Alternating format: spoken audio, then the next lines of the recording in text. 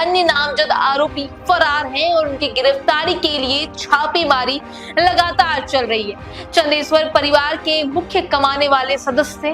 उनकी मौत के बाद परिवार के सामने रोजी रोटी का संकट खड़ा हो गया। साफ तब माना जाएगा जब पुलिस जांच निष्पक्ष तरीके से पूरी हो। चंदेश्वर चौधरी हत्याकांड ने सिर्फ कानून व्यवस्था ही नहीं बल्कि गरीब मजदूरों के अधिकार और उनके साथ होने वाले कथित शोषण पर भी गंभीर सवाल खड़े कर दिए हैं। आरोप है कि मजदूरी के पैसे मांगने गए चंदेश्वर की गोली मारकर हत्या कर दी गई और इसके बाद शव को नहर में फेंक दिया गया। लेकिन इस पूरे मामले में अब तक क्या क्या हुआ और सबसे बड़ा सवाल, क्या चंदेश्वर के परिवार को इंसाफ मिल पाएगा? देखिए, इस पूरे मामले की शुरुआत मजदूरी के विवाद से हुई। चंदेश्वर चौधरी और उनका बेटा दीपक पहले जोगिया गांव के अजित तिवारी के यहाँ चरवाही का काम करते थे। परिवार का दावा है कि चंदेश्वर की करीब 50 से 60 हजार रुपए की मजदूरी बकाया थी। इसी बीच दीपक ने अजित तिवारी के यहाँ काम छोड़कर गांव में ही दूसरी जगह काम करना शुरू कर दिया। परिवार का आरोप है कि अजित तिवारी उनके परिवार को दबाव में रखते थे और दीपक के साथ कई बार मारपीट की गई। इसके बाद मजदूरी का काम छोड़ने को लेकर दोनों पक्षों के बीच विवाद बढ़ता गया। परिजनों के मुताबिक घटना वाले दिन चंदेश्वर को मजदूरी के हिसाब किताब के लिए बुलाया गया था। आरोप है कि वह केदार चौधरी के साथ अजित तिवारी के घर पहुंचे। वहां पहले विवाद और मारपीट हुई।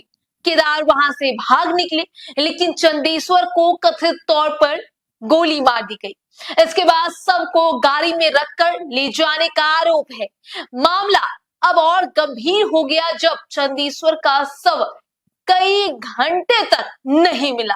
पुलिस ने जांच शुरू की और मुख्य आरोपी अजित तिवारी और उनके बेटे चिंगारी तिवारी को उत्तर प्रदेश के गाजीपुर से गिरफ्तार कर लिया गया। गाजीपुर जाके वहां पर वो लोग छुपे हुए थे। पूछताछ के बाद पुलिस ने नहर में शव की तलाश शुरू की। पानी कम कराया गया और स्थानीय गोताखोरों के साथ एसडीआरएफ की टीम ने सर्च ऑपरेशन चलाया। करीब 36 घंटे बाद चंदेश्वर का शव बरामद किया गया। शव मिलने के बाद मृतक के बेटे दीपक के बयान पर जांच जो है शुरू हुई। 5 नामजद समेत अन्य आरोपियों के खिलाफ हत्या की एफआईआर दर्ज कर दी गई।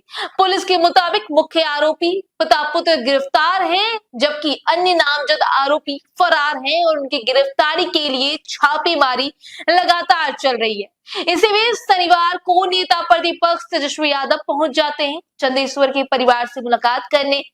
परिवार ने उनके सामने अपनी परेशानी रखी। चंदेश्वर परिवार के मुख्य कमाने वाले सदस्य थे।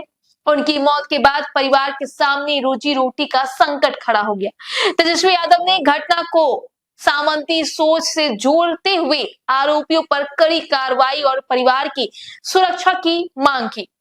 उन्होंने पुलिस अधिकारियों से भी बात की और कहा कि दोषियों को कड़ी सजा मिलनी ही चाहिए। लेकिन सबसे बड़ा सवाल यही है, क्या गिरफ्तारी ही इंसाफ है?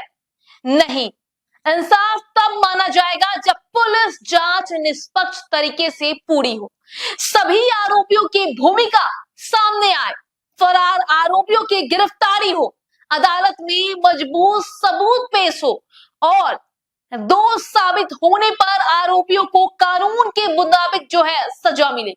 इसके साथ ही चंदेश्वर के परिवार की सुरक्षा और उनके बच्चों के भविष्य का सवाल भी उतना ही महत्वपूर्ण है। परिवार का आरोप है कि उन्हें धमकियां मिल रही है। ऐसे में प्रशासन की जिम्मेदारी सिर्फ आरोपियों को पकड़ने की नहीं हो सकती, वहीं तक सीमित नहीं है। चंदेश्वर की हत्या के बाद गुस्से में ग्रामीणों द्वारा आरोपी के घर और वाहनों में आग लगाए जाने की घटना भी सामने आई। यह भी कानून व्यवस्था के लिए गंभीर सवाल है। किसी अपराध के जवाब में भीड़ द्वारा कानून हाथ में लेना ये न्याय का रास्ता नहीं हो सकता। लेकिन ग्रामीण करते भी क्या, अपना गुस्सा तो उन्हें निकालना ही था। अब इस मामले में 3 चीजें सबसे अहम होगी। क्या फरार आरोपी गिरफ्तार होंगे? क्या जांच में पूरी सच्चाई सामने आएगी और क्या पीड़ित परिवार को सुरक्षा और आर्थिक सहारा मिलेगा?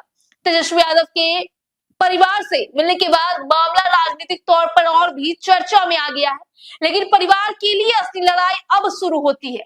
मुआवजे से आगे न्याय की और वादों से आगे कार्रवाई की। चंदेश्वर वापस नहीं आ सकते, लेकिन ये जरूर तय किया जा सकता है कि उसकी मौत सिर्फ एक खबर बनकर ना रह जाए और उनके परिवार को कानून के तहत पूरा इंसाफ मिले। अब देखना होगा कि आगे पुलिस की क्या कार्रवाई होती है। इस पे हमारी नजर है और आप तक पहुंचाते रहेगी जो भी खबर सामने आएंगे। अपनी राय हमारे कमेंट बॉक्स में जरूर बताइएगा और बाकी खबरों के लिए यूं ही बने रहे स्वराज पोस्ट के साथ। धन्यवाद। गोल, द रिजल्ट फैक्ट्री।